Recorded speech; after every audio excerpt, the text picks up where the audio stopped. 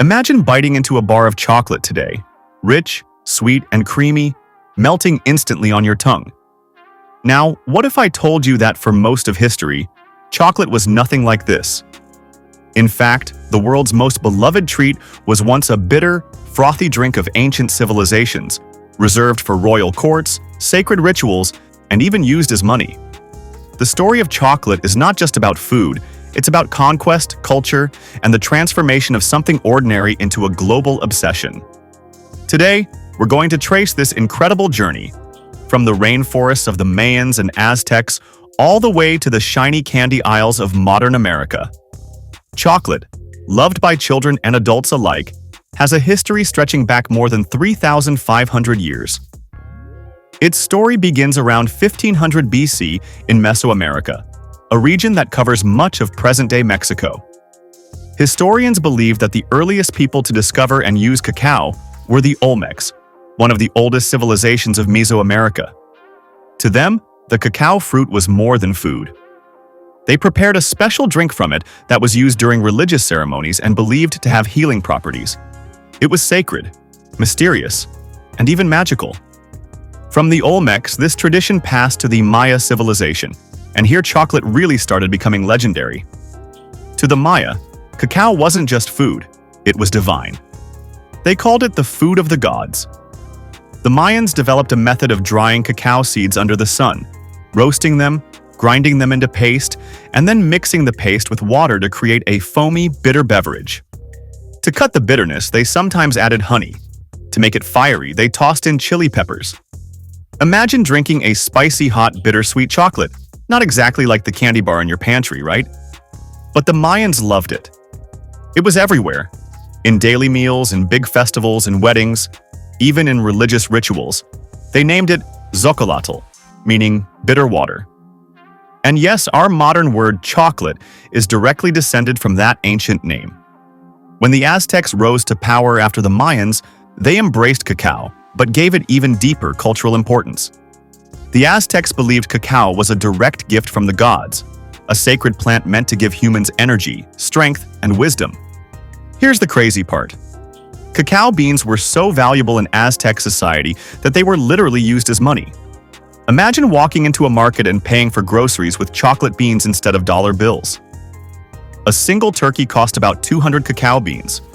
A slave could be bought for 100. Talk about expensive chocolate. The chocolate drink itself was mainly reserved for the wealthy elite, warriors, and nobles. Ordinary Aztecs only got to taste it occasionally during big ceremonies. But at the top of society, emperors like Montezuma couldn't get enough of it.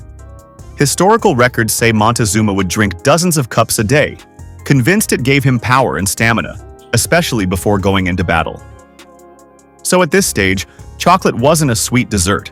It was a bitter, sacred, energy-boosting drink, tied deeply to religion, class, and power. But then came a turning point. Europeans arrived. Now, the question is, who was the very first to bring chocolate from the Americas to Europe? Historians aren't totally sure, but there are three popular theories. The first says Christopher Columbus, during his fourth voyage in 1502, came across cacao beans on a merchant ship. He took them back to Spain, though at that time, Europeans had no clue what they were or what to do with them. The second theory credits Hernán Cortés, the Spanish conquistador, who famously visited Montezuma's court around 1519. There, he encountered the Aztec chocolate drink. When he returned to Spain in 1528, he brought not just the beans but also the recipe. He introduced this exotic beverage to King Charles of Spain, and that's where Europe's chocolate craze really began. The third version points to Spanish priests, who in 1544 supposedly brought cacao beans as a gift to the Spanish king after a mission in Central America. No matter which story you prefer, one thing is clear. Spain was the first European country to fall in love with chocolate. But here's the twist. Europeans didn't like it bitter. They sweetened it. They mixed cacao with sugar, honey, vanilla, and cinnamon. And just like that, the bitter drink of warriors and kings transformed into a sweet, velvety beverage enjoyed by Europe's elite. That single tweak, adding sugar, was what unlocked chocolate's journey from sacred ritual to worldwide sensation. By the late 1500s, Spain was importing cacao beans in bulk. Soon, other European powers, France, Italy, and later England, joined the party. Christian and Jewish missionaries spread the habit even further, and chocolate houses, similar to today's trendy coffee shops, began popping up in cities like London and Paris. Imagine 17th century Europeans hanging out, sipping hot chocolate, and gossiping, just like people do today over lattes at Starbucks. To him, it wasn't just a drink, it was fuel. Everything changed in the 1800s, when industrial innovation completely reshaped chocolate. Until then, making chocolate was slow, messy, and expensive. But in 1828, the invention of the chocolate press changed everything. This machine squeezed cocoa butter out of roasted cacao beans and left behind powdered cocoa. For the first time, chocolate could be mass-produced cheaply and efficiently. Just a few years later, in 1847, a British chocolatier had a brilliant idea. Mix this cocoa powder with sugar and extra cocoa butter to form a solid bar. That was the birth of the modern chocolate bar as we know it. Affordable, portable, and delicious. By the late 19th and early 20th centuries, world-famous chocolate companies started to emerge, brands that we still see in stores today. Chocolate had gone from sacred drink to mass-market snack in just a few centuries. Of course, over time, chocolate evolved into many different types. Let's break down the big three. Dark chocolate is the purest. It's made with a high percentage of cocoa solids and very little sugar. In the US, you'll see it labeled as bittersweet or semi-sweet.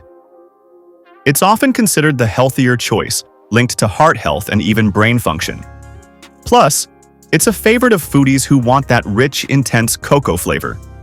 Then there's milk chocolate, invented in 1875 by Swiss chocolatier Daniel Peter. He teamed up with his friend Henri Nestlé, who had recently developed condensed milk. Together, they created the smooth, creamy milk chocolate that quickly became the world's favorite. By European law, milk chocolate must contain at least 25% cocoa solids, while in the US, the minimum is only 10%. No wonder European chocolate tastes a bit richer. Finally, we have white chocolate. And here's where the debates start. White chocolate is made from cocoa butter, sugar, and milk, but it doesn't contain cocoa solids, the brown part of the bean that gives chocolate its signature flavor. Some argue that means white chocolate isn't really chocolate at all. Whatever you call it, it's sweet, buttery, and beloved by many, even if it's more sugar than cacao. Now let's zoom out to today. The global chocolate market is massive, worth around $100 billion a year and still growing. Over 50 million people worldwide rely on it for their livelihood, from farmers to factory workers. In terms of production, the US giant Hershey is a leader, producing nearly 1 billion pounds of chocolate annually. On the export side, countries like Germany, Belgium, Poland, Italy, and Netherlands dominate, with their luxury chocolates selling worldwide. But here's something most people don't realize. The vast majority of cacao beans are grown in Africa, especially in Ivory Coast and Ghana, which together supply more than half of the world's cacao. When it comes to consumption, Luxembourg is at the top with 27.1 grams of chocolate consumed per person daily, followed by Iceland and Montenegro with 19.7 and 19.6 grams per person respectively. And of course, here in the US, chocolate is everywhere, from Halloween candy to Valentine's Day, gifts to late-night snacks.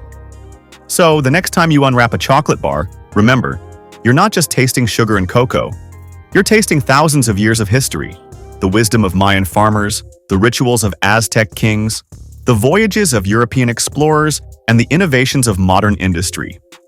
Chocolate is more than just a sweet. It's a symbol of how cultures collide, evolve, and reshape the way we live today. But here's the thought to leave you with. As chocolate becomes more industrialized and mass-produced, are we losing the very essence that made it sacred for centuries? If you enjoyed exploring the sweet but surprising story of chocolate, don't forget to hit that like button. Share this video with your friends and drop a comment below. I'd love to know, what part of chocolate's history surprised you the most? And if you're into fascinating stories like this one, make sure to subscribe and tap the notification bell because we've got a lot more coming your way.